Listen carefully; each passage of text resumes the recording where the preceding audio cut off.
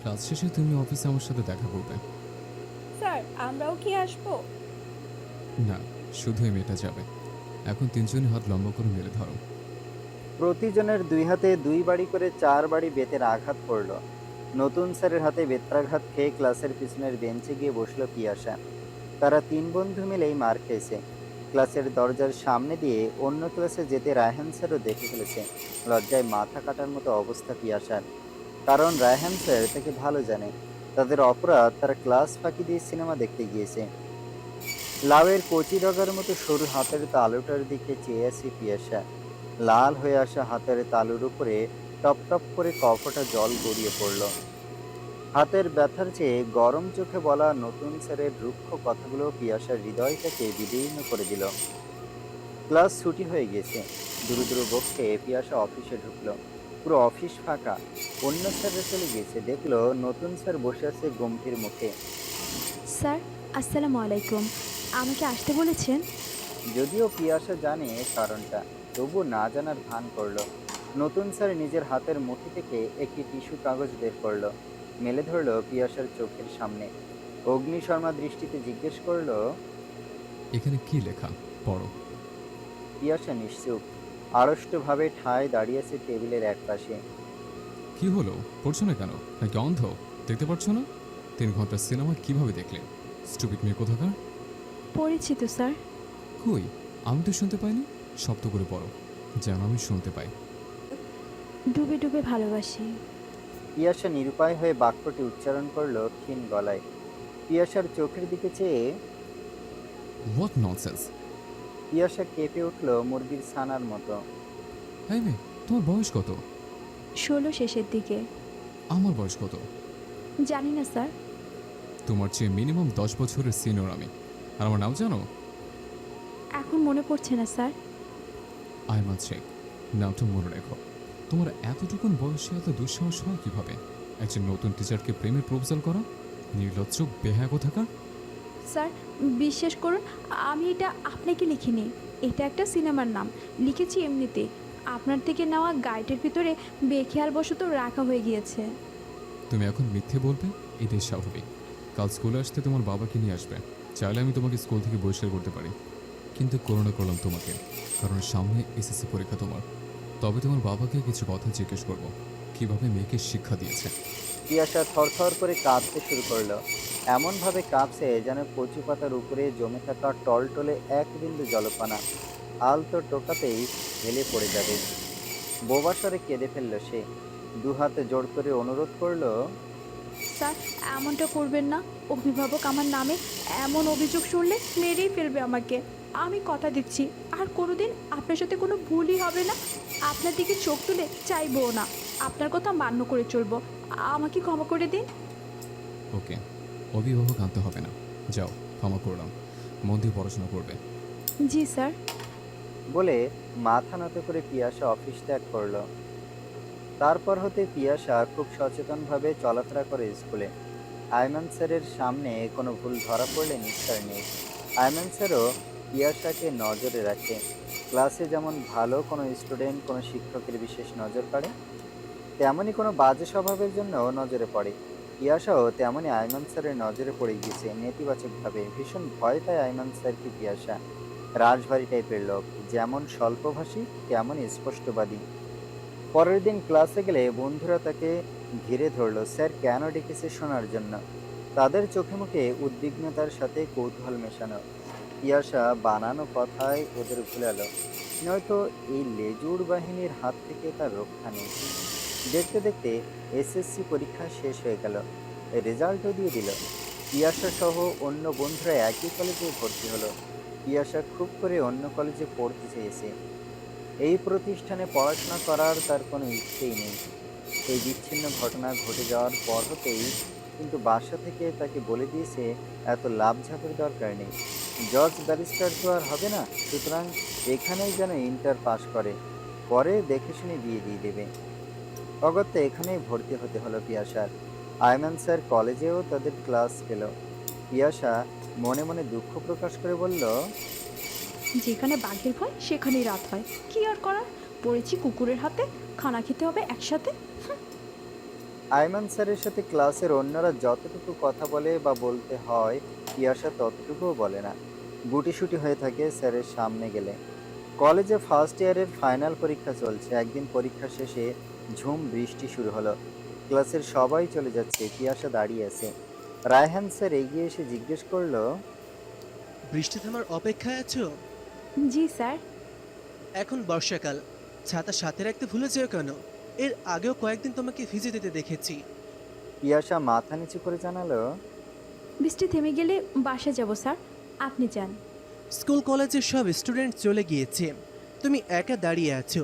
আমার ছাতার নিচে আসো, তুমি রিক্সা নিলেই আমি চলে যাব। না স্যার, লাগবে না, আমার এসবের অভ্যাস আছে, একটু অপেক্ষা করে ভিজে চলে যাব। আজব তো, ভিজে যাওয়ার দরকার কি? পিয়াসা নিরুত্তর। কতক্ষণ দাঁড়িয়ে থাকবে? আজ পিঠের চামড়া আস্ত রবে না বাসায় গেলে। কাল আবার তোমাদের এক্সাম আছে, প্রস্তুতি নিতে হবে না? তোমার বাসা কি বেশি দূরে? বাসার ঠিকানা বলল পিয়াসা। খুব দূরে নয় তো, আসো বলছি। রায়হান স্যারের জোরাজুরিতে পিয়াসা তার ছাতার নিচে যেতে বাধ্য হলো। বিদ্যালয়ের প্রাঙ্গণ ছেড়ে রাস্তার উপরে উঠল দুজন। প্রবল বৃষ্টির জন্য কোনো রিক্সা নেই। কিছু সময় অপেক্ষা করে একটা রিক্সা পেল। রায়হান স্যার পিয়াসাকে উঠতে বলল। পিয়াসা ভাড়া শুনেই কাচুমাচু শুরু করলো। স্যারকে বলাও যাচ্ছে না এই ভাড়া তার কাছে নেই। চট করে তার মাথা খেলে গেল। বুদ্ধি করে বলল, স্যার, আমি এই রিক্সা নিয়ে গেলে আপনি কিভাবে যাবেন? এতক্ষণ অপেক্ষা করবেন? তার চেয়ে এই রিক্সাতে উঠুন, আমাকে নামিয়ে দিয়ে আপনি ওই রিক্সায় চলে যেতে পারবেন। শুনে রায়হান খুশি হলেন, বললেন, বাহ, ভালো বলে তুমি, এক ঢিলে দুই পাখি মারা হবে। পিয়াসা রিকশায় জড়সড় হয়ে বসে আছে। বৃষ্টির ছাটে তার মুখ হাত ভিজে যাচ্ছে। রায়হান পকেট থেকে রুমাল বের করে দিয়ে ঘাড় মুখ মুছে ফেলো, ঠান্ডা লেগে যাবে। মাথা নাড়িয়ে পিয়াসা রুমালটা নিল হাতে। একতলা একটা পুরনো বাড়ির সামনে গিয়ে রিকশা থামলো। পিয়াসা স্যারের প্রতি কৃতজ্ঞতা প্রকাশ করে গেটের ভিতরে চলে গেল। মোবাইল বেজে উঠল। রায়হান স্যার রিকশাওয়ালাকে বলল, মামা একটু দাঁড়ান। রিকশা টানলে বাতাস আর বৃষ্টির জন্য মোবাইলে কথা বলতে অসুবিধা। রিসিভ করে জরুরি ফোনালাপ সেরে নিল রায়হান। মিনিট ব্যবধানে তার কানে অচেতন গলার চিৎকার ভেসে এলো বাড়িটির ভেতর থেকে। রায়হান নিবিড় দৃষ্টি দিয়ে চাইল সেদিকে। পিয়াসাকে দেখা যাচ্ছে গেট বরাবর রুমটার মাঝে, এবং দেখতে পেল মাঝবয়সী এক মহিলা পিয়াসার চুলের ঝুঁটি ধরে বলছে, জমিদারের বেটি, ঘরে কাম থাকে জানোস না? কলেজ থেকে আসতে এতক্ষণ লাগে নাকি ভাতার জোগাইছো? ছাতা ছাড়া এই বাদলাকালে কি ভাতার নামাইয়া দিল? পিরিত করো তোর মা মুইরা, আমার হইছে যত জ্বালা। রায়হান বাকরুদ্ধ হয়ে গেল। দ্রুত চলে এলো সেখান থেকে, কারণ পিয়াসা তাকে দেখতে পেলে কলেজে যাওয়াই ছেড়ে দেবে। এই অবস্থায় একটা মেয়েকে অহেতুক বিব্রতকর সিচুয়েশনে ফেলা কোনো সভ্য মানুষের কাজ নয়। এক পলক বাড়িটির দিকে চোখ বুলালো রায়হান। শরীরের নানা স্থানের ক্ষতর মতো বাড়িটির দেয়ালের স্থানে স্থানে পলেস্তারা খসে পড়েছে। লাগোয়া বেশ কয়েকটি রুম দেখা যাচ্ছে খোলা গেটের ভেতর দিয়ে। যেতে যেতে রায়হান ভাবতে থাকে, দূর থেকে কিছু মানুষের পারিবারিক জীবন আন্দাজ করা অকল্পনীয়। এত সুন্দর একটা মেয়ের জীবন এতটা বঞ্চনার, এতটা লাঞ্ছনার। রায়হানের বুকের ভেতর পিয়াসার জন্য সহানুভূতির চর জেগে উঠল। পিয়াসা তার জন্য জমে থাকা সব কাজ সেরে নেয়, হাত মুখ ধুয়ে ভাত খেয়ে নেয়, পড়াশোনা শেষ করে ঘুমিয়ে পড়ে সৎ ছোট বোনদের সাথে। আজ পরীক্ষা শেষ। পিয়াসা উৎফুল্ল মনে কলেজের বারান্দা দিয়ে হেঁটে যাচ্ছে। পিছন থেকে পিয়াসার সামনে একটা তাজা গোলাপ এসে পড়ল। পিয়াসা ঝুঁকে গোলাপটি কুড়িয়ে নিতে যাবে, অমনি কারো বলিষ্ঠ পায়ের স্যান্ডেলের নিচে চাপা পড়ে যায় ফুলটি। পিয়াসা মাথা তুলে চেয়ে দেখে আইমান স্যার। সে ভূত দেখার মতো ঘাবড়ে গেল। আড় ভাঙা স্বরে কাঁদো কাঁদো হয়ে বলল, স্যার, কে মেরেছে ফুল আমি জানি না। কলেজে কি সুন্দর মেয়ে তুমি একা, আর দ্বিতীয়টি নেই? আর যদি নাই বা জানো, তাহলে ফুলটা তুলতে যাচ্ছিলে কেন? স্যার, ফুল আমার খুবই ভালো লাগে, তাই ফুলটা নিতে যাচ্ছিলাম। এখন বড় হচ্ছে তুমি, প্রেম করো আর যাই করো, সেটা তোমার ফ্রিডম। তবে অন্তত শিক্ষা প্রতিষ্ঠানের চত্বরের বাইরে গিয়ে করবে।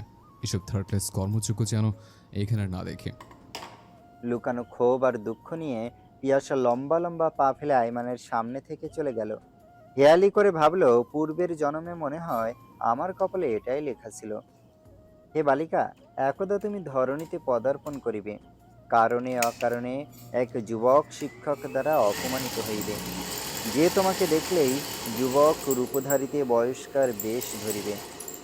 দূর, কি সাইপার চিন্তা করছি বলে পিয়াসা নিজের মাথায় নিজেই মৃদু ধাক্কা দিল।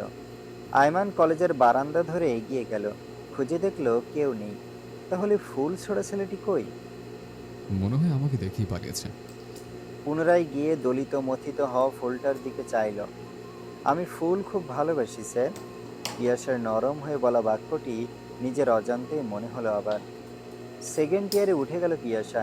ক্লাসের অন্য বন্ধুরা আয়মান স্যারের কাছে কোচিং করছে। পিয়াসাও অন্যদের সাথে কোচিং করছে, কারণ ইংরেজির জন্য আয়মান স্যার ভালো।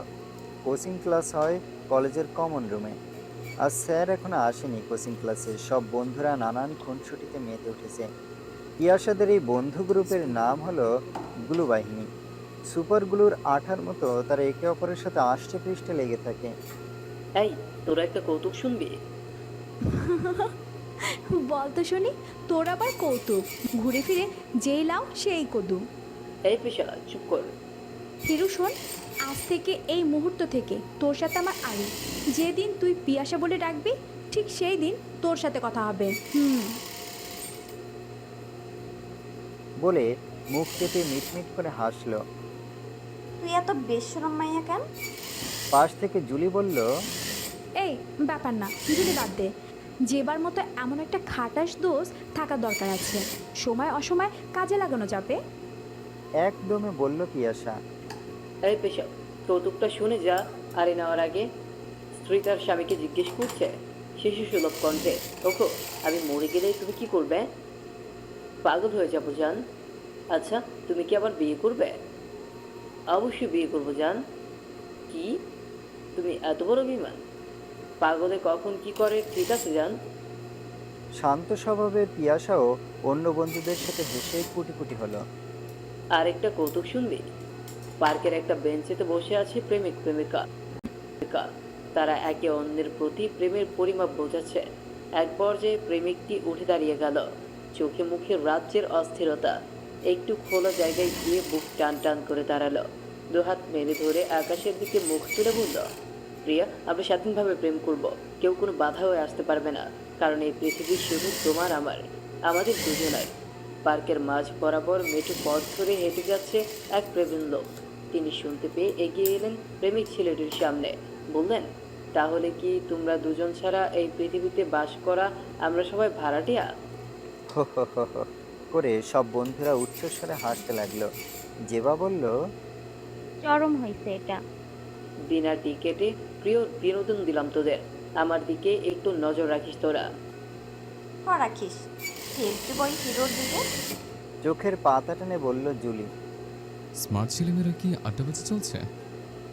বলেই আয়মান স্যার চলে এলো। সবগুলো বোবা হয়ে গেল পলকেই।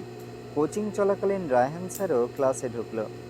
আয়মানের সাথে তার কথা বলার ধরন দেখে ছাত্র হিরণ জিজ্ঞেস করলো, স্যার, আপনারা দুজন মনে হয় ফ্রেন্ড।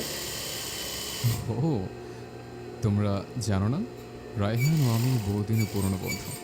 আমরা দূরের এলাকার হলেও স্কুল, কলেজ, বিশ্ববিদ্যালয় একসাথেই শেষ করেছি, বাট আমার লাইফের অবদান বেশি।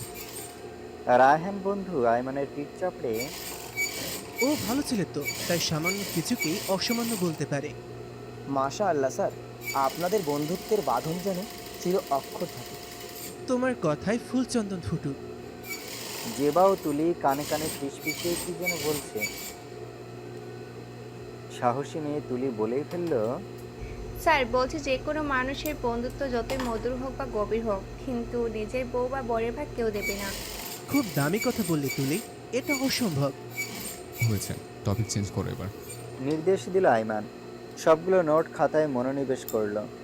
রায়হান পিয়াসার দিকে চেয়ে আছে সকরুণ চোখে। সেদিনের পর হতেই পিয়াসার জন্য তার হৃদয়ে একটা সফট কর্নার কাজ করছে। পিয়াসাকে নিয়ে তার মনে শত প্রশ্ন, শত জিজ্ঞাসা।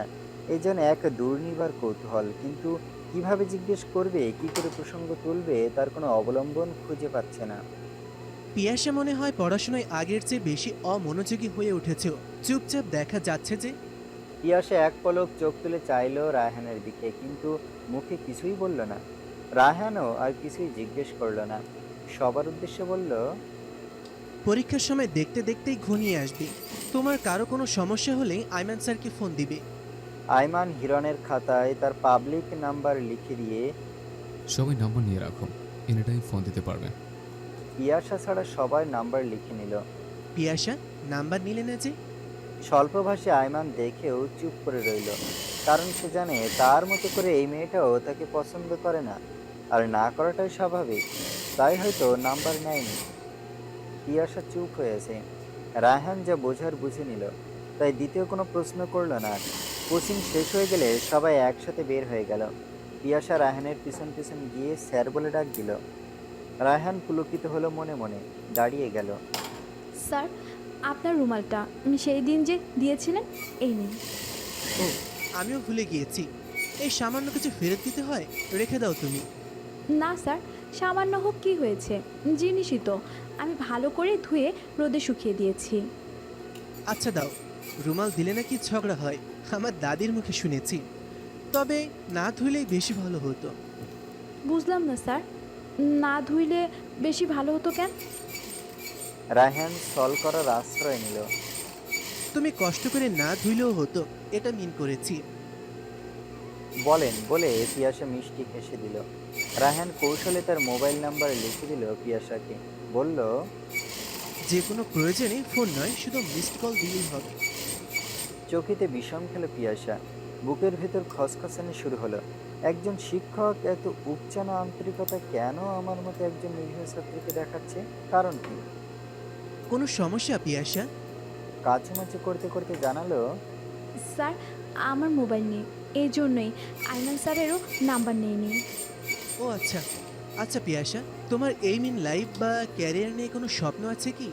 পিয়াসা মাথা নিচু করে ধীর গলায় জানালো, স্যার, এইসব বলতে গেলে লম্বা সময় লাগবে, তাই আজ যাই, বাসায় তারা আছে, অন্য একদিন আপনাকে বলবো। রায়হান দেখলো সেদিন দেরি হতেই বেদম মার খেলো সৎ মায়ের হাতে। চট করে নিজের পকেট থেকে একটা মোবাইল বের করে নিল, সিম সহ পিয়াসার দিকে এগিয়ে ধরলো, বলল, আমার দুইটা মোবাইল, এটা তুমি রাখো। মুহূর্তেই মুখ মলিন করে ফেললো পিয়াসা। তার আত্মসম্মানে বাঁধলেও খুব।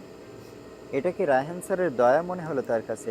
বলল, না স্যার, প্লিজ, আপনি কেন আমাকে ফোন দিবেন? আরে মেয়ে, দিচ্ছি কই। তুমি ফ্রি টাইমে ঠিক সেই কথাগুলো আমার সাথে শেয়ার করবে যা এখন তুমি বলতে। এরপর আমাকে সেট করে দিবে, কারণ কলেজে আসলে অতিরিক্ত সময় তোমার বা আমার কারোই হচ্ছে না। এবার পিয়াসা অনিচ্ছা সত্ত্বেও মোবাইলটা নিল। রায়হান চলে গেল। পিয়াসা ভাবনার একুল উকুল করেও কোনো সদুত্তর পেল না। রায়হান স্যার এতটা ভালো, এতটা আন্তরিক, নাকি সেদিন আমার দুর্দশাগ্রস্ত জীবন সম্পর্কে স্যার কিছুটা আঁচ করতে পেরেছে? করতে পারাটাই যুক্তিযুক্ত। আর তার জন্যই কি এই অসীম সহানুভূতি? এদিকে কলেজের বারান্দার একপাশে দাঁড়িয়ে পুরো ঘটনা দেখে গেল আইমান। আজ কিছু না বললেও কাল ঠিকই পিয়াসাকে নাজেহাল করতে ভুল করবে না সে। বন্ধু রায়হানকে কিছুই বলবে না সে, কারণ সে জানে পিয়াসায় আস্ত একটা খারাপ মেয়ে। পিয়াসা মোবাইলের সুইচ অফ করে ব্যাগের ভেতরে রাখলো, চলে গেল বাসায়। তাদের বাসায় গেট দিয়ে ঢুকতেই সে যা দেখলো তাতে আঁতকে গিয়ে চিৎকার দিয়ে উঠল। পিয়াসা থমকে দাঁড়িয়ে যায় বাসার সামনের খালি স্থানে। পুলিশ কেন তাদের বাসার সামনে? ছোটবেলায় চোখের সামনে দেখা একটি বিচ্ছিন্ন ঘটনার পর হতেই পুলিশ দেখলেই পিয়াসা ভীত সন্ত্রস্ত হয়ে যায়। তার আত্মারাম খাঁচা ছেড়ে পালায়। এত মানুষের জটলা কেন তাদের বাসার সামনে? সব বাসার মানুষ তাদের বাসার ভিতরে কেন? পাশের বাসার মিনা আন্টি এসে পিয়াসাকে বুকে চেপে ধরে, টেনে নিয়ে যায় বাসার ভিতরে। তার বাবার নিথর দেহটা মাটিতে পড়ে আছে। পিয়াসা বাবার বুকের উপর আশ্রয় পড়ে। আকাশ মাটি এক করে গলা ফাটিয়ে বিলাপ করে। নানান প্রশ্নবাণে পরিচিত জনদের জর্জরিত করে ফেলে। সবাই চুপ হয়ে নীরবে অশ্রু ফেলছে। পুলিশ থেকে জানায়, আপনার বাবাকে আপনার সৎমা বিষ প্রয়োগে হত্যা করছে। আমরা ফোন পেয়ে এসেছি, যদিও তিনি পুরোদমে অস্বীকার করছে। আমরা ওনাকে থানায় নিয়ে যাচ্ছি, লাশও নিয়ে যাচ্ছি, পোস্টমর্টম হবে। পুলিশ চলে গেলে আশেপাশের মানুষও চলে যায়। সৎ মায়ের বোন এসেছে, সৎ বোন দুটোকে নিয়ে যেতে। পিয়াসা যেখানে নিজেই এতিম অসহায় হয়ে গেল, সেখানে বোনদের কিভাবে নিজের করে রাখবে? সবাই বলাবলি করছে, এই মেয়েটার কি হবে এখন? কোথায় যাবে? কে আশ্রয় দিবে এই উঠতি বয়সের মেয়েটাকে? পিয়াসা 9 বছরের সৎ বোন রিয়াকে জিজ্ঞেস করে বাবার মৃত্যুর কারণ। সীমা রিয়ার চেয়ে 3 বছরের বড়। সে সত্যিটা বলবে না, কিন্তু সে জানে রিয়া হুড়হুড় করে যা জানে সব বলে দেবে। ম্যাড়ম্যাড়ে স্বরে জানতে চায়, রিয়া, পুলিশ যে বলল আব্বু কি তোর আম্মু বিষ খাইয়েছে, এটা কি সত্যি বোন? রিয়া কাঁপতে কাঁপতে বোন পিয়াসার হাত ধরে বলল, আপু, তুমি সকালে স্কুলে যাওয়ার পর আম্মু আর আব্বু তোমাকে নিয়ে ঝগড়া লাগছে। আব্বু বলে পিয়াসকে অনেক পড়াশোনা করামু, আম্মু বলে না, কলেজ পাশের পর বিয়া দিয়া দিমু তারে। ওর পেছনে টাকা খরচ করলে আমার দুইটারে কিভাবে পড়ালেখা শেখামু। এভাবে অনেক কথা কাটাকাটির পর আব্বু বলে আমার শরীরে এক বিন্দু রক্ত থাকতে আমার মেয়েকে এত তাড়াতাড়ি বিয়ে দিব না। আম্মু তখন নিজে নিজে অনেক বকলো তোমাকে। এরপর আব্বু বাইরে চলে যায় নামাজ পড়তে। আসার পর আম্মু ভাত দেয়, ডাল দেয়, আব্বু খেয়ে শুয়ে থাকে। তারপর বলে পেট ব্যথা, বমিও করে দিয়েছিল। মিনা আন্টির জামাই ডাক্তার আনছে, বলে আব্বু নাই। আব্বু? ওই কথাটা না বললেই বেঁচে যেত রে রিয়া। রিয়া পিয়াসার গলা পেঁচিয়ে ধরে, ফ্যাল ফ্যাল চোখে চেয়ে বলে, আপু, আম্মু কবে ছাড়া পাবে? আমাদেরকে ছোট খালা নিয়ে যাবে, তুমি কার কাছে থাকবা? পিয়াসা হু হু করে অশ্রুপাত করতে লাগলো, বলল, না, আমি কি করে জানবো রে? আর আব্বুর লাশ দাফন হোক আগে, তারপর গ্রামে চলে যাব কোনো আত্মীয়দের বাড়িতে। এদিকে প্রত্যাশিত সময় অতিবাহিত হয়ে গেল, পিয়াসার কোনো খবর নেই। রায়হান বিচলিত হয়ে পড়ল, ভয়ে ফোনও দিতে পারছে না।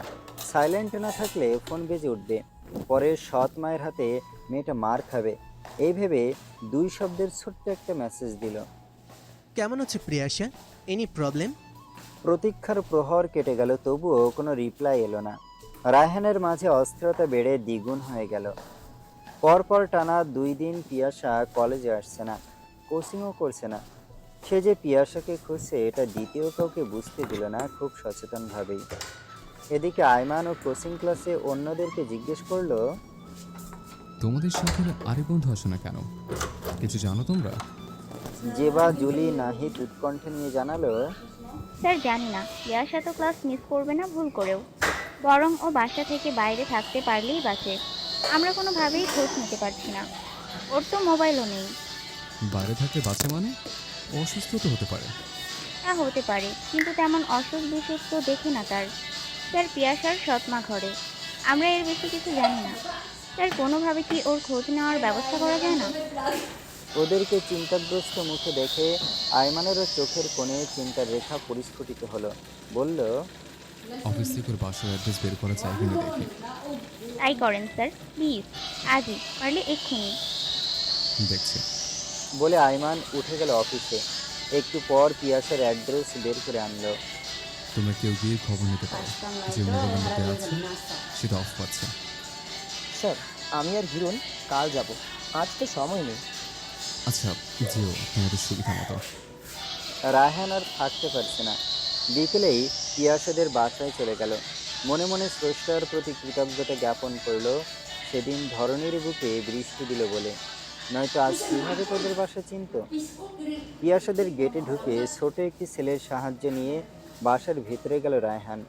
তাকে দেখেই বাসার ভিতরের লোকজন সরে গেল। পিয়াসা রায়হানকে দেখেই বিস্মিত হলো, চোখ কপালে তুলে ক্ষীণ স্বরে, স্যার, আপনি?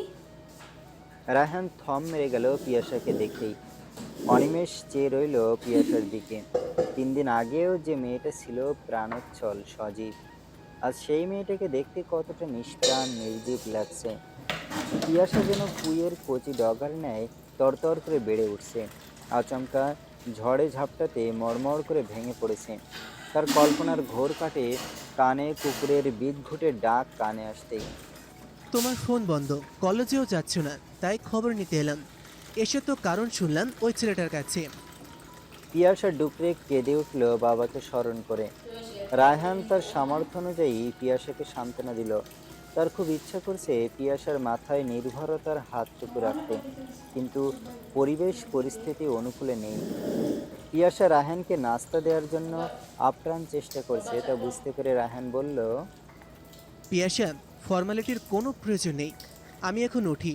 তোমার এত বড় দুঃসময় আমি কিভাবে কি করতে পারি তাই ভাবছি। কাল কলেজে অবশ্যই আসবে। তুমি মাইন্ড করবে না তো? তোমার হাত খরচের জন্য কিছু টাকা দিতাম। রাহান চলে যাওয়ার সময় অনুরোধের ভঙ্গিতে বলল, পারলে ফোন অন করে একটু যোগাযোগ করো আমার সাথে, জরুরি কথা আছে। পিয়াসা ক্লান্ত অবসাদগ্রস্ত মুখে মাথা হেলিয়ে মৌনতা প্রকাশ করলো। রাহান এত সময় কি বলল না বলল তা পিয়াসার তেমন হৃদয়ঙ্গম হলো না। কিভাবেই বা হবে? যে বাবা বুকে পিঠে করে বড় করেছে তাকে, যে বাবা তার জন্য প্রতিবাদ করতে গিয়ে নিজেই বলি হয়ে গেল কারো রোশানলের, সে বাবা তার প্রতিটি নিঃশ্বাসে মিশে আছে। তার পুরো হৃদয়টা জুড়ে তার বাবা। থেমে থেমেই পিয়াসা বাবার জন্য কান্না জুড়ে দিচ্ছে। নিজের নিস্তেজ শরীরটাকে 80 বছরের বৃদ্ধার মতো টেনে টেনে নিয়ে গেল বিছানার উপরে, গায়ে লিয়ে কাত হয়ে পড়ে রইল। মোবাইলটা হাতে নিয়ে নেড়ে চেড়ে আবার বালিশের নিচে রেখে দিল। মিনা আন্টি এসে জোর করে দুলোকমা ভাত মুখে তুলে দিয়েছে। দীর্ঘ সময় ধরে অভুক্ত ছিল পিয়াসা, তাই সামান্য ভাত খাওয়াতেই শরীর ছেড়ে দিল। দু চোখে নেমে এলো এক পাহাড় ঘুম। তার সাথে রাতে মিনা আন্টি নিজেই ঘুমিয়েছে। পরের দিন সকালেই হিরণ নাহিদ তুলি এলো পিয়াসাদের বাসায়। ঘটনার আকস্মিকতা শুনে তারা ভীষণ মর্মাহত হলো। পিয়াসা তুলিকে জাপটে ধরে কান্না করতে লাগলো। তারা কি বলে সান্ত্বনা দেবে সে ভাষাটুকু হারিয়ে ফেলেছে। কিছু সময় অতিবাহিত হলে তাদের সাথে কলেজে যেতে অনুরোধ করলো পিয়াসাকে। পিয়াসা মিনমিন ভেজা কণ্ঠে জানালো, না রে, আমার পড়াশোনা করার টাকা নেই। আব্বুর ওই ঘরে যে ছোট 2 বোন ছিল আমার, তাদেরকে নিয়ে গিয়েছে তাদের খালা। আমি এই শহরে একা কোথায় থাকবো তোরাই বল? গ্রামে ফুপি আছে, দূর সম্পর্কের এক খালা আছে, তাদের কাছে গিয়ে উঠবো। কেন তোদের এই বাসে থাকবি? জেমিনা আন্টির কথা বললি, উনি তোর খেয়াল রাখবে। এই বাসে 2 মাসে ভাড়া বাকি।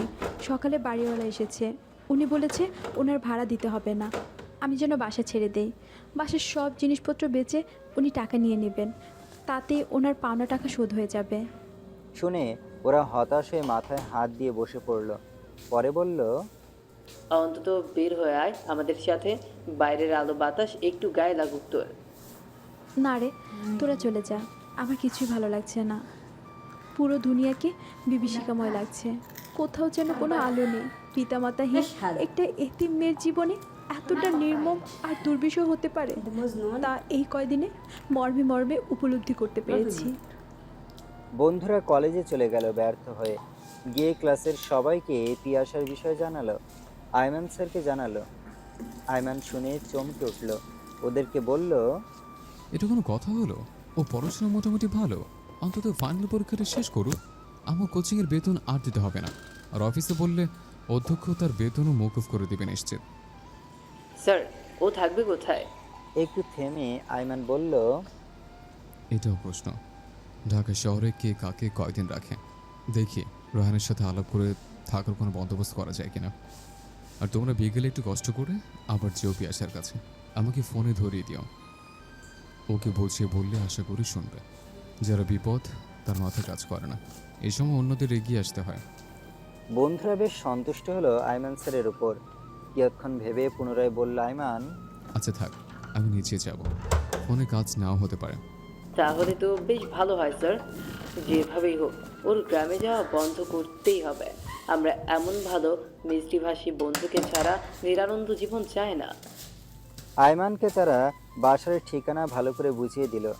বিকেলে ক্লাস শেষে আয়মান একটি রিক্সা নিয়ে পিয়াসার বাসার দিকে রওনা দিল। বাসার কাছাকাছি যেতেই আয়মানের দৃষ্টি আটকে গেল সামনের একটি স্থানে। দেখতে পেল রাস্তার উপরে দাঁড়িয়ে বন্ধু রায়হান রিক্সা ডাকছে, তার পাশে দাঁড়িয়ে আছে পিয়াসা। আয়মান এক আকাশ অবাক বিস্ময় নিয়ে নির্বাক চোখে চেয়ে রইল, যেন পৃথিবীতে এইমাত্র ঘটে যাওয়া কোনো অত্যাশ্চর্য জিনিস তার দৃষ্টিগোচর হলো। সে যেন নিজের চোখ দুটোকেই বিশ্বাস করতে পারছে না। চাচা, রিক্সাটা একটু পিছনে নিয়ে রাস্তার একপাশে একটু রাখুন। রিক্সাওয়ালা আয়মানের নির্দেশনা মতে রিক্সাটি থামালো। আয়মান রিক্সার হুড় টেনে দিল। পকেট থেকে কালো বড় সানগ্লাসটি হাতে নিল, টিস্যু দিয়ে মুছে চোখে দিল, মাথায় ক্যাপ পরে নিল। শিকারীর ন্যায় স্থির চোখে রায়হান ও পিয়াসার গতিবিধি লক্ষ্য করছে। তারা কিন্তু আইমানকে দেখছে না, সে দেখছে রায়হান রিক্সা দরদাম করে ছেড়ে দিচ্ছে। একটু পর রায়হান চলে গেল একা একটি রিক্সায় চড়ে। পিয়াসার দিকে হাত বাড়িয়ে কিছু দিল মনে হচ্ছে। পিয়াসা তাদের বাসার গেটের ভিতরে চলে গেল।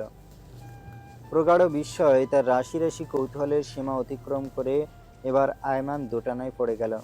একবার ভাবছে পিয়াসাকে গিয়ে জিজ্ঞেস করবে তার দেখা বিষয়টা, আবার ভাবছে না জানার মতো করে সে যা বলতে এসেছে তাই বলবে, আবার ভাবছে অন্য কিছু বলবে। অবশেষে স্থির হলো সে ফিরে যাবে পিয়াসার সাথে দেখা না করেই। কাল কলেজে যায় কিনা দেখবে। রিকশার হুড ফেলে দিল আয়মান নিজেই, মাথা তুলে গগন পানে চাইল। গোধূলির হরিদ্রাভ আকাশ ধীরে ধীরে নিকষ কালোই রূপ নিচ্ছে। একটু পরই চারপাশে জুড়ে সন্ধ্যার আলো আধার খেলা করবে। ঠোঁটের কোণে দেখা দিল চওড়া তির্যক হাসি। মনে মনে বলল, আমরা মানব জাতি এত ঈর্ষাপরায়ণ কেন, এত হিংসুটে কেন? হাই সেলুকাস, কি বিচিত্র! ঘড়ির কাঁটা দুটোর ঘরে সুই সুই, তবুও আয়মানের দু চোখে ঘুম আসছে না। বিনিদ্র রজনী পার করছে, ঘুমেরা যেন তার থেকে ছুটি নিয়েছে এই রাতে। প্রচণ্ড বিরক্তি নিয়ে একটা সিগারেট ঠোঁটের মাঝে চেপে ধরল। লাইটার দিয়ে জ্বালাতেই কি ভেবে আবার সিগারেটটা প্যাকেটে ভরে রেখে দিল।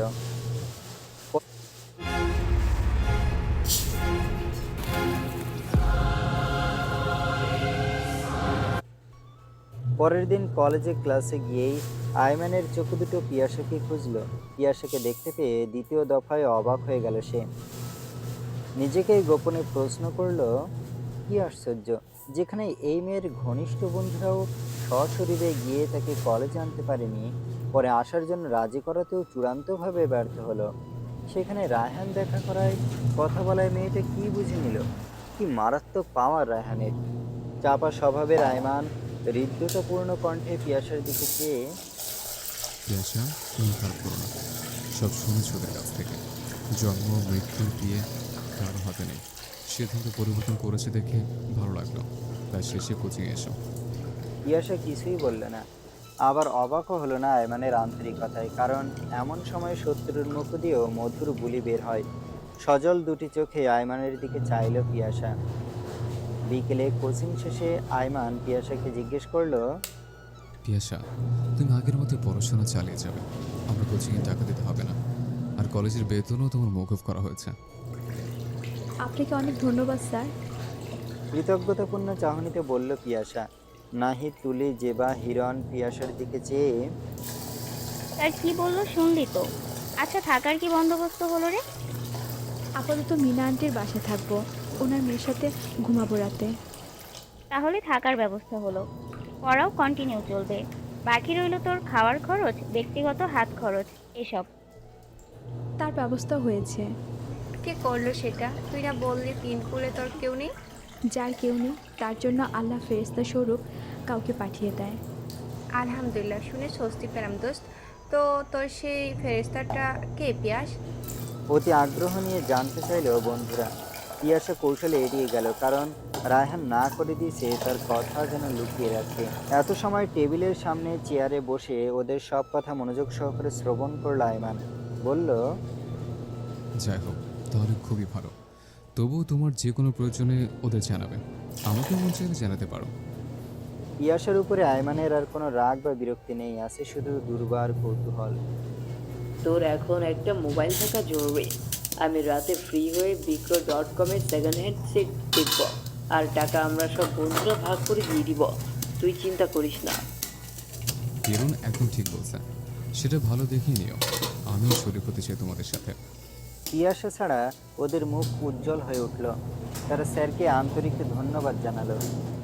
পিয়াসা না বলেও পারছে না, পরে শুধু শুধু সবার টাকা যাবে। মোবাইল একটা ব্যবস্থা আছে, তোদের কিনতে হবে না। আব্বু সেটাই আমি ইউজ করব। পিয়াসা তার বাবার ব্যবহারকারী নাম্বার সব বন্ধুদের দিল। রায়হানকে পিয়াসা মোবাইল ফেরত দিয়ে দিয়েছে। তাহলে এবার স্যারের নাম্বারটাও নিয়ে নে, সেটা আছে সাথে? হুম, আছে। বলে ব্যাগের ভেতর থেকে মোবাইল বের করলো পিয়াসা। অমনি আয়মান পিয়াসের মোবাইলটা হাতে নিল। টাইপ করতে হবে না, কল দিচ্ছি আমার সেটে, তাহলে নাম্বার 2 সিটে চলে যাবে। স্যার ফোনে ব্যালেন্স নেই। ও আচ্ছা, তাহলে আমি সেট থেকে কল দিচ্ছি।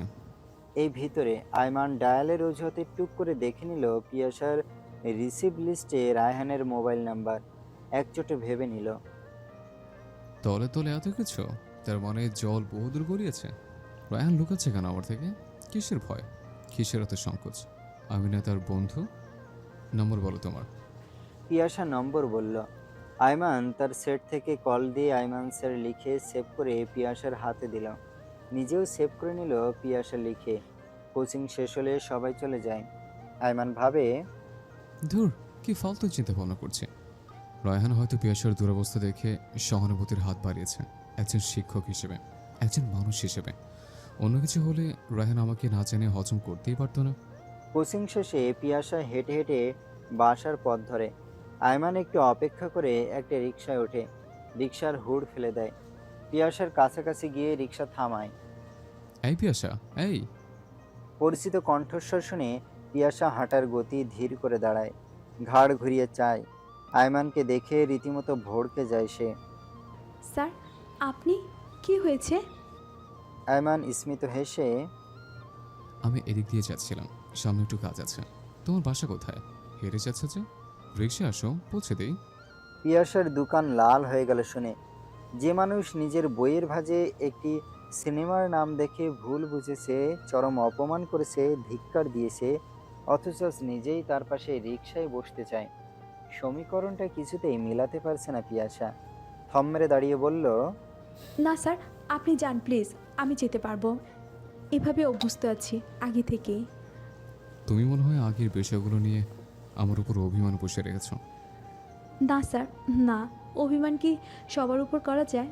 অভিমান তার উপরই আসে যার উপরে পাওয়ার অধিকার আছে। আচ্ছা, তাহলে তোমাকে একটা রিক্সা ডেকে ভাড়া দিয়ে দিই, তুমি একা চলে যাও। না, একদম না স্যার, এসবের দরকার নেই। ওকে, সাবধানে যেও। বলে আয়মান রিকশা নিয়ে সামনে চলে গেল। পিয়াসা পিছনে পড়ে রইল। রাস্তার পাশে ঘেঁষে একটি হোটেলে ঢুকে বসলো। তীক্ষ্ণ নজর রাখলো পথের উপরে। এক পলক দেখলো রায়হানের বাইকে চড়ে পিয়াসা বাসায় যাচ্ছে। কিন্তু রায়হান তো আরও আগেই কলেজ থেকে চলে গেল। তার মানে ফোনে যোগাযোগ করে এলো পৌঁছে দিতে। লম্বা শ্বাস ছেড়ে আয়মান হোটেল থেকে বেরিয়ে গেল। নিজের দোষেই আজ সে দোষী। কারো ঘাড়ে দোষ চাপাবার সামান্যতম সুযোগ নেই। ঝিমিয়ে পড়া শরতের স্নিগ্ধ বিকেল, শরতের নীলাকাশে শুভ্র মেঘের ভেলা, এদিক ওদিক নীল সাদা পুঞ্জ মেঘদলের ভেসে ভেসে ওড়াউড়ি। রায়হান শিহরিত, তার অনুভূতিগুলো অন্যভাবে নাড়া দিচ্ছে পিয়াসাকে নিয়ে। পিয়াসা পড়ে যাওয়ার ভয়ে এক হাত দিয়ে রায়হানের পেট পেঁচিয়ে ধরে বসেছে। রায়হান নিজের শুকিয়ে আসা ঠোঁট দুটিকে জিভ দিয়ে ভিজিয়ে নিল। রায়হান বাতাসের বেগে বাইক নিয়ে অন্যদিকে চলে গেল। আরে স্যার, কোথায় যাচ্ছেন? আমার বাসার পথ ভুলে গেলেন নাকি? রায়হান কোনো রিপ্লাই দিল না। বেশ কিছু দূর চলে গেল। বাইক থামালো। পিয়াসা পাশেই দৃষ্টি মেলে তাকালো। চমৎকার একটি উদ্যান, যার পুরোটা জুড়ে রয়েছে সবুজের বিশাল সমারোহ। পিয়াসা মুগ্ধ নয়নে চোখ ঘুরিয়ে ঘুরিয়ে দেখছে। আমাকে এখানে কেন এনেছেন স্যার? গোল গোল চোখে জানতে চাইল পিয়াসা। সুন্দর কোনো কথা সুন্দর জায়গাতেই বলতে হয় প্রিয়াসা। তোমার বাসায় সেই উপযুক্ত পরিবেশ নেই। আসো, উদ্যানের ভেতরে গিয়ে যে কোনো একটা বৃক্ষদ্বারে বসি, তারপর বলছি। দুজনে হেঁটে গেল একটু ভেতরে। দাঁড়িয়ে রইল পিয়াসা। রায়হান দুপা এগিয়ে গিয়ে ফুল গাছ থেকে একটা নাম না জানা ফুল ছিঁড়ে নিয়ে এলো। বলো তো, ফুলটা কেন নিলাম? পিয়াসা জিজ্ঞাসু চোখে ভুরু কুঁচকে চাইল রায়হানের দিকে। ভনিতা না করেই সার কথাটাই বলে ফেরি প্রায়ান্তে। সূচনা, বিস্তারিত, উপকারিতা, অপকারিতা, উপসংহার না হয় পরেই বলছি। আচ্ছা পিয়াসা, আমি যদি তোমার আস্ত জীবনের দায়িত্ব নিতে চাই, তোমার কি কোনো আপত্তি আছে? পিয়াসা শুকনো মাটিতে ওষ্ঠা খাওয়ার মতো ভ্যাবাচাকা খেয়ে গেল শুনে। চোখ কপালে তুলল। আড়ষ্ট হয়ে এদিক ওদিক চাইল অচেনা আগন্তুকের মতো। নিজের কানকে বিশ্বাস করতে পারছে না। লুকিয়ে নিজের হাতে চিমটি কাটল। বুঝে নিল সে স্বপ্ন দেখছে না, যা শুনেছে সত্যি শুনেছে। রায়হানের মুখশ্রীতে নীরব চাহনিতে চাইল। মিলানো ঠোঁট দুটো একটু ফাঁক করে বলল, আপনি ঠিক আছেন তো স্যার? রায়হান হেসে ফেলল। নিজের কপালের দিকে এগিয়ে আসা চুলগুলোকে 5 আঙুল গলিয়ে পিছনে ঠেলে দিল। রসপূর্ণ কণ্ঠে বলল, তোমার জায়গায় আমি হলেও এমন ভীষণ খেতাম। সেদিন বৃষ্টির মধ্যে তোমাকে তোমাদের বাসায় পৌঁছে দিলাম। তুমি ভেতরে চলে যাওয়ার পর আমার ফোন আসাতে একটু থামতে হয়। তখন তোমার ওপর সৎ মায়ের অমানবিক আচরণ দেখতে পাই। ঠিক ওই মুহূর্তে কোনো এক অজ্ঞাত কারণে তোমাকে আমার ভালো লেগে যায়। ইচ্ছা ছিল তোমার সাথে অল্প স্বল্প কথার মাঝে মাঝে তোমার পারিবারিক জীবন সম্পর্কে জানব, যে জন্য মোবাইলও দিলাম তোমাকে। এভাবে সখ্যতা হলে তা বন্ধুত্বে গড়াবে, তারপর প্রেমের প্রপোজাল দিব। কিন্তু তোমার বাবার অকাল মৃত্যুতে সব ওলটপালট হয়ে গেল। তাই ডিসিশন নিতে হলো একেবারে তোমাকে বিয়ে করে ফেলার। কিন্তু তোমার ফাইনাল পরীক্ষার পরে তখন তুমি উপযুক্ত হবে। কেননা তুমি যার বাসায় এখন থাকো সেখানে কতদিন থাকতে পারবে? আর এই শহরে একজন তরুণী মেয়ের একা টিকে থাকা ভারী মুশকিল। একজন নির্ভরতার মানুষ থাকা চাই, যে ছায়ের মতন তার সাথে থাকবে, আগলে রাখবে যত্নে। আমি তোমার সেই মানুষটা হতে চাই পিয়াসা। অকপটে কথাগুলো বলে রায়হান একটু থামল। বোতলের সিপি খুলে 3 কুলি পানি খেয়ে নিল পিপাসার্ত হয়ে। আমি তো আপনাকে স্যার হিসেবে জানি আর শ্রদ্ধা করি। এর ভিতরে আমার পাশে আপনার সহমর্মিতার হাত বাড়ানোকে আমি নিতান্তই স্বাভাবিক দৃষ্টিতে দেখেছি স্যার। তোমার ভাবনাটাও রাইট পিয়াসা। আর স্যার হলে, বন্ধু হলে, বিয়ে হলে কি শ্রদ্ধা করা যায় না? আর শোনো, সবার থেকে সবসময় শ্রদ্ধা বিনম্রতা পেতে ভালোও লাগে না, বিশেষ করে তোমার মতন কারো কাছ থেকে। আশা করি বুঝতে পেরেছো আমার ইঙ্গিত। তুমি আমাকে একটু এসব কম দেখাবে, বন্ধুর দৃষ্টিতে দেখার চেষ্টা করো প্লিজ। স্যার, আমি যদি আপনার প্রপোজাল রিফিউজ করি তাহলে কি আপনি আমার কোনো ক্ষতি করবেন? রায়হান খুব করে হেসে ফেলল। এই চিনলে মোড়ে, এটা আমার ব্যক্তিগত স্বাধীনতা। আমি হার্ট হব, মানসিকভাবে ভেঙে পড়ব, তাই বলে ভালোবাসার মানুষটার ক্ষতি করব? ইম্পসিবল। আমরা মানুষ, সৃষ্টির সেরা জীব। আর সেরা জীব মানুষ হয়ে মানুষের ক্ষতি করা তো অমানুষের কাজ। আমাকে কি তোমার অমানুষ মনে হচ্ছে? ছি ছি ছি, একদম না স্যার। আপনাকে আমি খুবই পছন্দ করি, খুব ভালো জানি, কিন্তু তা আপনার মতো করে নয়। যেহেতু পছন্দ করো, ভালোও লাগে, তাহলে বলো না আমার সাথে জীবন সমুদ্র পাড়ি দিতে আগ্রহী। রায়হান ব্যাকুল হয়ে আছে পিয়াসের মুখে হ্যাঁ সূচক ছোট্ট একটা শব্দ শোনার জন্য। তার হার্টবিট ক্রমশ বেড়ে যাচ্ছে। ক্ষমা করবেন স্যার, আমি পাই গরিব ঘরের সন্তান বলতে গেলে। এসব বর্ণিলতা আমাকে মানায় না, আমি পারবো না। রায়হান কল্পনাও করেনি পিয়াসার জবাবটা এমন হবে। হজম হচ্ছে না পিয়াসার কথা। অনুযোগ মিশ্রিত কণ্ঠে বলল, কি ছেলে মানুষই করছো প্রিয়াসা? পারবো না মানে কি? আমি কি প্রেম করতে বলেছি আমার সাথে? তা না হয় আমরা বিয়ের পরেই করব। আমি তো বিয়ের প্রস্তাব দিচ্ছি তোমাকে। তোমার বাবা থাকলে হয়তো ওনার কাছেই যেতাম তোমাকে চাইতে। তোমার পাত্র পছন্দ না হওয়ার কারণ? কোনো কারণ নেই স্যার। তাহলে ফিরিয়ে দিচ্ছি কেন আমাকে? হাতে থাকা ফুলটা পিয়াসার হাতের দিকে বাড়িয়ে দিল রায়হান। সরি স্যার, আমি এই ফুল নিতে পারবো না। রায়হান ফুলটাকে মুঠোয় পুরে কোসলে ফেলে দিল মাটিতে ছুঁড়ে। পিয়াসার এক হাত টেনে নিজের বুকের সাথে মিশে ধরল। টের পাচ্ছ কিছু? একবার যদি তোমার মাথাটা আমার বুকে রাখতে, শুনতে পেতে এর হৃদয় ভাঙার গর্জন। তুমি সময় নাও, প্রয়োজনে আমি অপেক্ষা করব। তবুও ফিরিয়ে দিও না। আমার সমস্তটা উজাড় করে দিয়ে জনম ভর তোমাকে ভালো রাখার চেষ্টা করব। তোমাকে ভীষণ ভালোবাসি প্রিয়াসা। পিয়াসা জোর করে নিজের হাতকে মুক্ত করে নিল রায়হানের হাতের ভেতর থেকে। বেজায় মন খারাপ হয়ে গেল। বুঝতেছে না রায়হানকে কি বলবে বা কি বলা উচিত। কিভাবে এখন কলেজের সামনের দিনগুলোতে চোখ মেলাবে। একটু মজবুত হয়ে মাথা নিচু করে বলল, স্যার, আপনার মাঝে আমাকে নিয়ে এত অনুরাগ এর আগে প্রকাশ করেননি। হুট করে আজ একেবারে বিয়ের কথা বলে ফেললেন, কেমন যেন লাগছে। আমি উঠি, খুব ক্ষুধা পেয়েছে। ও শিট, এক্সট্রিমলি সরি। আমার আগে উচিত ছিল তোমাকে লাঞ্চ করানো। অ্যাকচুয়ালি আবেগে বিবেক হারিয়ে ফেলেছি। বলে হেসে উঠে দাঁড়িয়ে গেল। পিয়াসাকে নিয়ে উদ্যানের ভেতর থেকে বের হয়ে গেল। পিয়াসা বাসায় গিয়ে খাবো বলল, কিন্তু রায়হান নাছোড়বান্দা একটা নিকটস্থ রেস্টুরেন্টে ঢুকলো পিয়াসাকে নিয়ে। পছন্দের মেনু দিয়ে পিয়াসা পেট পুরে ভাত খেল। পিয়াসা তৃপ্তির ঢেকুর তুলল বহুদিন পর তার প্রিয় কই মাছ ভাজা খেতে পারলো বলে। বাসায় ভাজলে একটা পুরো মাছ কখনোই প্লেটে জুটত না। হয় অর্ধেক, নয় শুধু মাথার অংশ ভাগে পেত। পিয়াসাকে বাইকে চড়িয়ে বাসার গেটে নামিয়ে দিল রায়হান। নিবেদিত চোখে চেয়ে বলল, আমাকে ভুল বুঝে যেও না। পিয়াসা নীরব থেকে গেটের ভিতরে চলে গেল। রায়হানের খুব একটা মন খারাপ হলো না। তার বিশ্বাস এখন পিয়াসা পিতৃশোকে আচ্ছন্ন রয়েছে। শোক কাটিয়ে উঠুক, সময় গড়িয়ে যাক। এ ভিতরে চলতে চলতে ভালো না বেশে যাবে কই। এদিকে আয়মান কথা প্রসঙ্গে মা বোনকে পিয়াসার দুরবস্থার কথা জানালো। তার মা বলল, তুই মেয়েটাকে কালকেই আমাদের বাসায় নিয়ে আয়। মা, ও আমাদের বাসায় আসবেই না, আমাকে ভয় পায়। একদিন তো বেদ দিয়ে মেরেছে, তাই আরেকদিন অনেক ঝেড়েছে। অন্য কোথাও থাকার ব্যবস্থা করা যায় কিনা ভাবো পারলে। ঢাকা শহরে মানুষ নিজে থাকতে জায়গা পায় না, আবার এমন একটা বিবাহযোগ্য মেয়ে রাখবে। তোরও যা কথা বেককলের মতো। আমাদের বাসায় জায়গা আছে, ও আলিশার সাথে ঘুমাবে। পাশ থেকে আয়মানের ছোট বোন আলিশা আনন্দে আত্মহারা হয়ে গেল। বলল, আম্মু, আমি একটা বন্ধু পাবো, আবু পাবো, আর বোর হব না এই একলা বাসায়। আচ্ছা, আগে আমি ওকে বলে রাজি করাতে পারি কিনা দেখি। ওর আবার টনটনে মর্যাদা বোধ। পিয়াসাকে নিয়ে আয়মান সারাদিন অনেক ভাবল। বললে যদি হিতে বিপরীত কিছু ঘটে, তার চেয়ে ওর মতোই থাকাই ঢের। তবুও পরের দিন রাতে পিয়াসাকে ফোন দিল।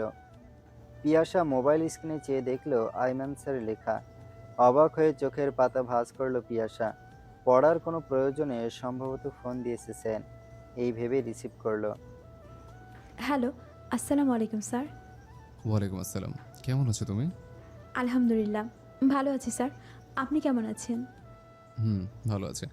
তোমার সাথে একটু কথা ছিল, এখন বলবো নাকি কাল দেখা করবে? তোমার সুবিধা যেভাবে হয়।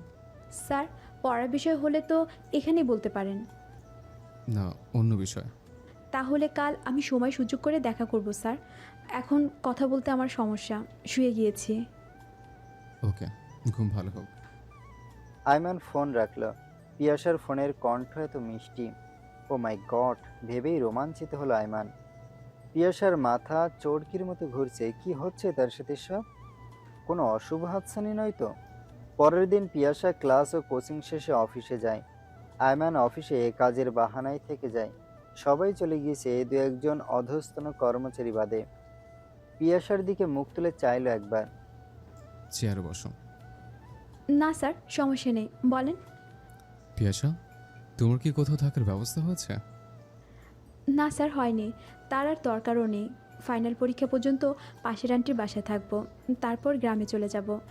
গ্রামের ভার্সিটিতে অ্যাডমিট হব, টিউশনি করাবো, তাতেই চলে যাবে কোনো রকম। ঢাকায় কোনোভাবেই থাকা সম্ভব নয়। আমি যদি তোমার থাকার ব্যবস্থা করি, থাকবে? কোথায় স্যার? আমাদের বাসায়। জানে কি ভাবছো তুমি এখন? বাজ পড়া পাখির মতো পিয়াসা স্থির হয়ে গেল। আয়মানের বলা বাক্যদয়ের প্রতিটি শব্দ পিয়াসার কর্ণকুহরে প্রবেশ করেছে অগ্নিকন্যা হয়ে, যা তার হৃদয়ে বন্যী শিখার মতো দাউ দাউ করে জ্বলছে। পুড়ে ছাই হচ্ছে তার অন্তরখানি। মনে মনে বলল,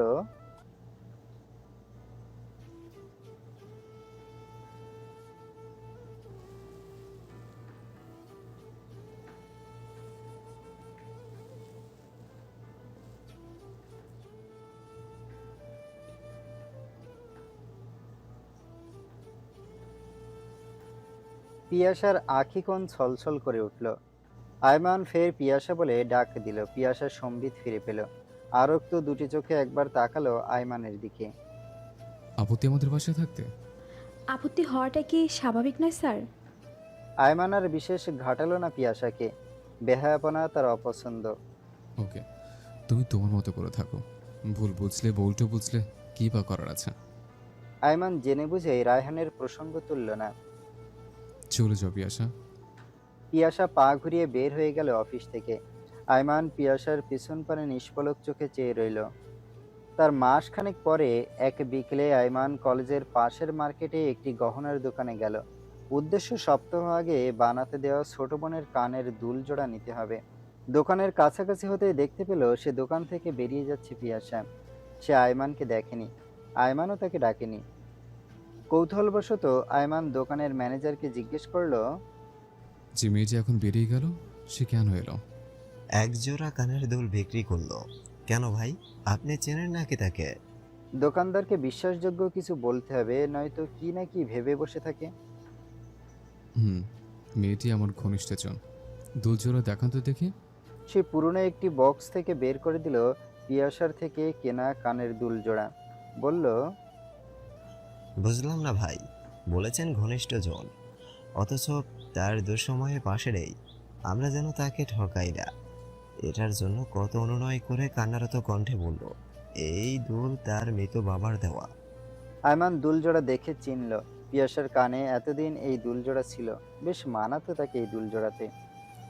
আচ্ছা, আপনারা কত টাকা দিয়েছেন তাকে? তারা সোনা কতটুকু ছিল এবং কত মূল্য দিল জানালো আয়মানকে। আয়মান মানিব্যাগ থেকে 10,000 টাকায় ম্যানেজারের হাতে দিয়ে বলল, বাকিটা কাল দিয়ে দিব, সমস্যা আছে? আর এটাকে ওয়াশ করে নতুন একটি সুন্দর বক্সে দেন। আরে কিসের সমস্যা ভাই, আপনি আমাদের চেনা কাস্টমার, একটু 5 মিনিট বসেন। আয়মান ভাবে গরিব আর মধ্যবিত্তের সম্বল ওই আত্মসম্মানটুকুই। তাই এই সম্মানকে বিকিয়ে দিয়ে তারা চলতে পারে না, বাঁচতে পারে না। নয়তো সেদিন আমাদের বাসায় থাকার কথা বলতেই বিনা দ্বিধায় রাজি হয়ে যেত পিয়াসা।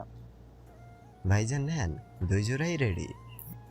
আয়মান বাসায় গিয়ে আলিশার হাতে তার দুল দিয়ে দেয়। পিয়াসার দুল জোড়া নিজের রুমের আলমারির ড্রয়ারে অতি সাবধানে রেখে দেয়। চাবি দিয়ে বন্ধ করে ফেলে। এই ড্রয়ারে তার ব্যক্তিগত সব কিছু থাকে। সেই রাতেই রায়হান আয়মানকে ফোন দিয়ে পিয়াসার কথা জানায়। জানতে চায়, কি বলিস দোস্ত, ঠকবো নাকি প্রিয়াসাকে বিয়ে করলে? আয়মান গ্লাস থেকে পানি খেলো। তার মাঝে কোনো ভাবান্তর হলো না। যে কোনো পরিস্থিতিতে নিজেকে নিয়ন্ত্রণ করার অসীম ক্ষমতা তার।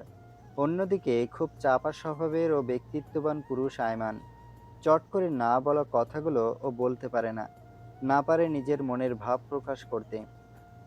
ছোটবেলায় যখন বাবাকে হারিয়েছে, দেখেছে এই দোতলা বাড়িটার ভাড়া দিয়ে মা কোনো মতে হিসেব করে করে 2 ভাই বোনকে বড় করেছে, পড়াশোনা করিয়েছে।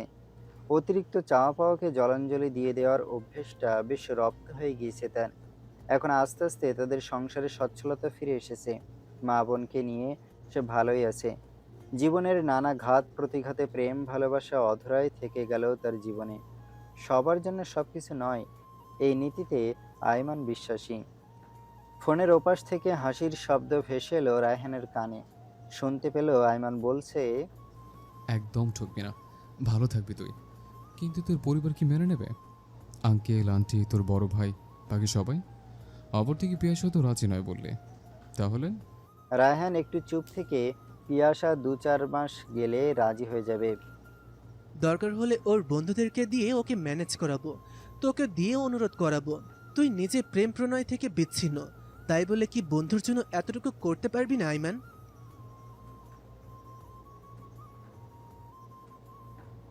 1000 বার পারবো রায়হান। আমি আমার সর্বস্ব দিয়ে তাকে পজিটিভ করার চেষ্টা করব। এই না হলে আমার প্রাণের বন্ধু, কিন্তু আমার বাসায় রাজি করানোটাই হলো হিমালয় জয়ের মতন কঠিন।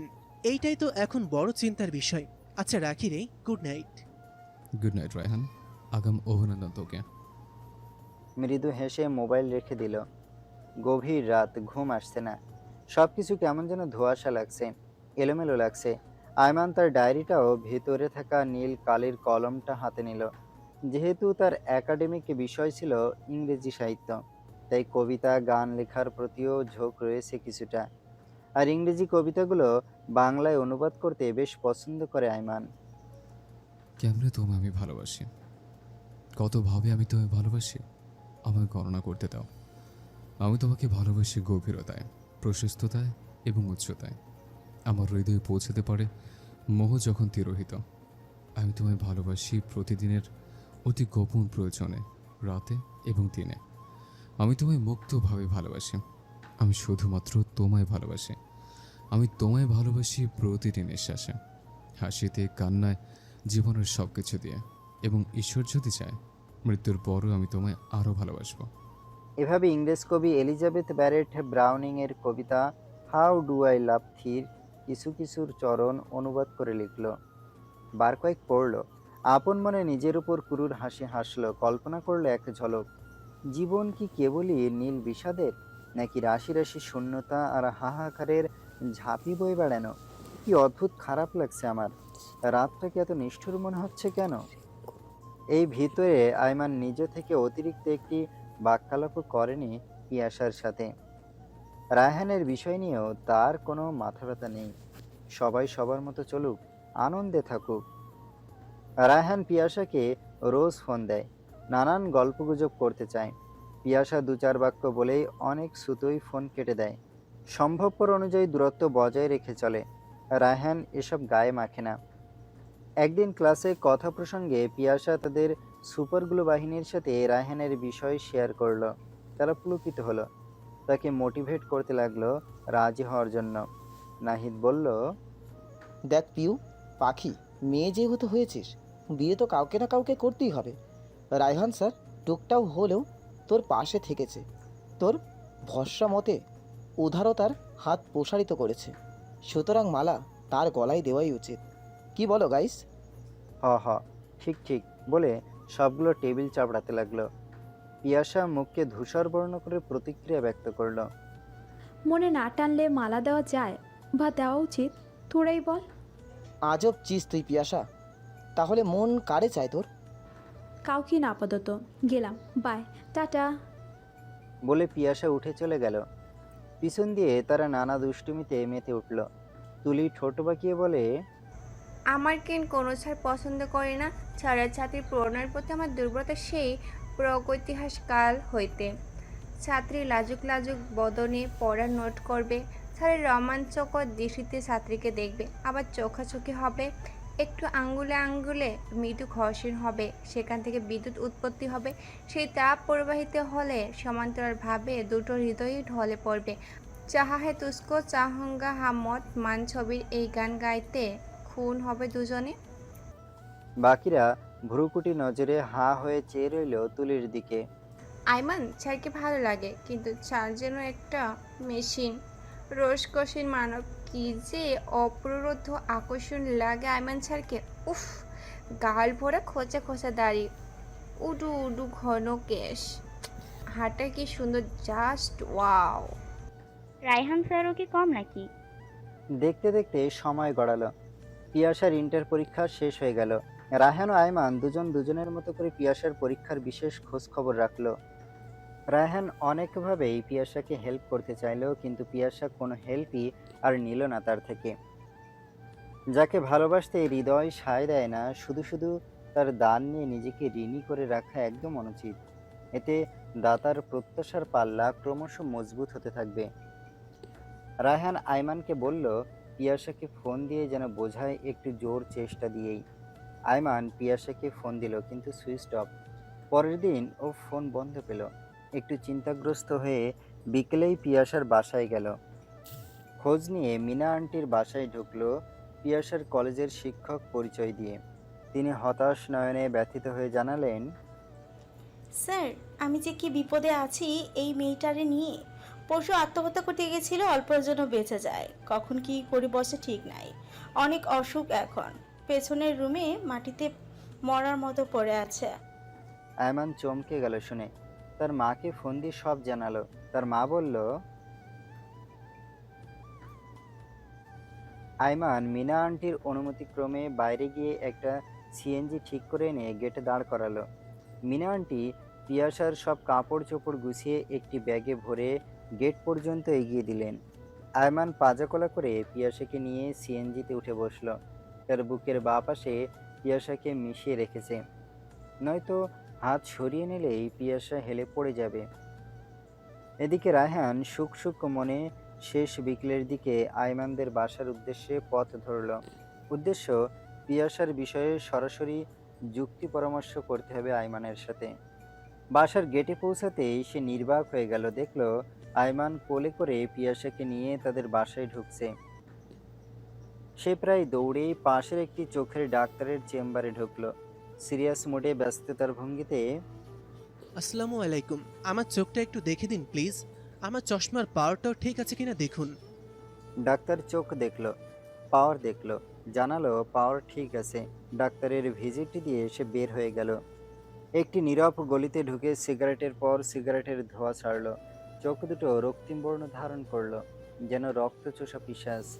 ভাবনার তলানিতে গিয়েও কোনো সমীকরণ মেলাতে পারছে না। আয়মানের চরিত্রের সাথে তার দৃষ্টিগোচর হওয়া বিষয়টা কিছুতেই যায় না। নিরেট, ভদ্র আর বেরসিক একটা ছেলে আয়মান।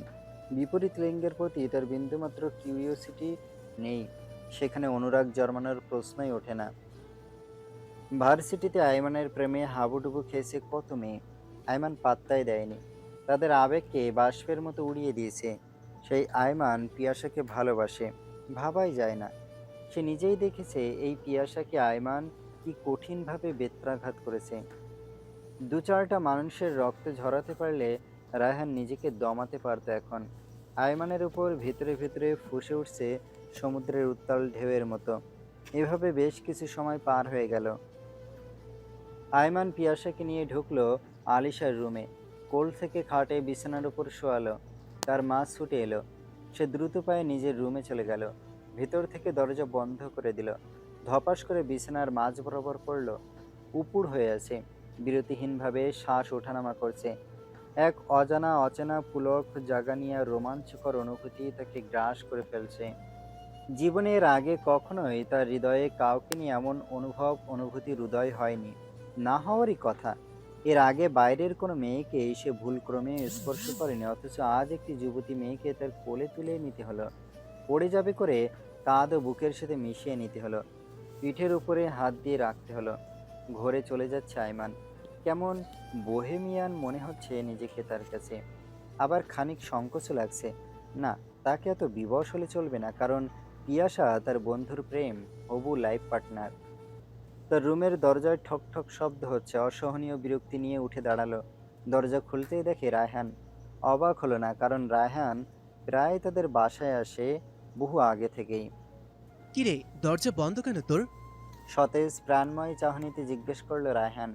আয়মান নিজেকে স্বাভাবিক করে নিল আগেই। বলল, না, শরীর ছেড়ে দিয়েছে, তাই একটু রেস্ট নিচ্ছে। তোর প্রেম আলিশের রুমে, দেখেছিস? না, এখনো যাইনি। যাব, আলিশার কাছে ডিটেলস শুনেছি। তারা তো জানে না, তোর জন্যই গিয়েছে আর আনতে হলো। তুই বললি ফোন দিতে, বারবার দিয়েও পাইনি। পরে তোর কথা ভেবেই খোঁজ নিতে গেলাম, গিয়ে দেখি অনেক অসুস্থ।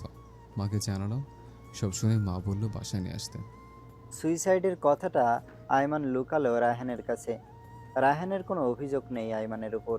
ভুল বোঝার ঘেরাটোপ থেকে নিজেকে মুক্ত করে নিল। হাসি মুখে বলল, খুব উপকার করেছিস দোস্ত। তোদের বাসায় যখন তখন আসতে পারবো প্রিয়াসার কাছে, কিন্তু সে যেখানে থাকতো সেখানে বারবার গেলে সবাই মাইন্ড করত। স্ট্রেঞ্জ, তাতে কি? তুই তো ওকে বিয়ে করতে যাচ্ছিস। তা ঠিক, তবুও বাসার সাইডটাও এখনো পজিটিভ করতে পারিনি। এর আগে পিয়াসার দিকটা শতভাগ নিশ্চিত হই, পরে বাসার দিকটা দেখছি। ওকে, যেভাবে সুবিধা মনে করিস তাই কর। এখন এলি কেন সেটা বল। এই পিয়াসার বিষয়ে আলাপ করতে। তবে এখন যেহেতু তোদের বাসায় আছি, সমস্যা নেই, আমি তার সাথে আরেক দফা বৈঠকে বসবো। বলে রায়হান হেসে ফেলল। এখন পিয়াসার কাছে যা তুই, বলল আয়মান। রায়হান উঠে গেল পিয়াসার কাছে। পাশে আয়মানের মা ও আলিশাও ছিল বসা। পিয়াসা, এখন একটু আরাম বোধ করছো? পিয়াসা শ্রদ্ধাবনত চোখে রায়হানকে দেখল, মিনমিনিয়ে বলল, একটু স্যার। আয়মানের মা রায়হানের দিকে চেয়ে, ভালোই হলো, পিয়াসা তোমাদের দুই বন্ধুরই ছাত্রী, তাই তুমিও এসে এসে ওকে দেখে যেও। রায়হান মনে মনে আন্দোলিত হয়ে উঠল। অবশ্যই খালাম্মা, পিয়াসার দুঃসময়ে আইমান আমি দুজনেই পাশে রব। তো খালাম্মা, আমি এখন আসি, কাল আবার আসবো। পিয়াসার মাথায় হাত রেখে কোমল কণ্ঠে বিদায় নিল রায়হান। পিয়াসা রাতে আলিশাকে জিজ্ঞেস করল, আমি কিভাবে এসেছি তোমাদের বাসায়? তোমার স্যারের কাঁধে চড়ে। এই বলে হি করে কিটকিটিয়ে হেসে ফেলল আলিশা। তোমার কোনো হুঁশ ছিল না তখন পিয়াবু, ভাইয়া কোলে করে এনেছে। শুনে পিয়াসা মুখ ঢেকে ফেলল লজ্জায়। খুব অস্বস্তি হচ্ছে তার এখন। কি করবে বলো, ভাইয়া বেচারা যে নিরুপায় হয়ে গেল, কারণ আম্মা জানের হুকুম বলে কথা, অমান্য করার সাথে কার আছে। ৩-৪ দিনের মধ্যেই পিয়াসা সদ্য মাথা তুলে বেড়ে ওঠা কচি গাছের চারার মতন ঝরঝরে হয়ে গেল। আলিশার সাথে বন্ধুত্ব হয়ে গেল, তার মায়ের সাথেও সখ্যতা হয়ে গেল। এই ভিতরে আয়মান পিয়াসার সাথে দেখাও করেনি, কথাও বলেনি। এতে পিয়াসার বেশ দুঃখবোধ হলো। ধরে নিল, আইমান স্যার আসলে আমাকে পছন্দ করে না, মানবিকতার জায়গা থেকে বাসায় এনেছে সুস্থ করার জন্য, কিন্তু আর একটা বড় সামনে এলো না। অথচ রায়হান স্যার রোজ ফোন করে খবর নিত, বাসায় এসে দেখে যেত। মিছে মিছে অন্যের দয়া এই বাসায় থাকার মানেই হয় না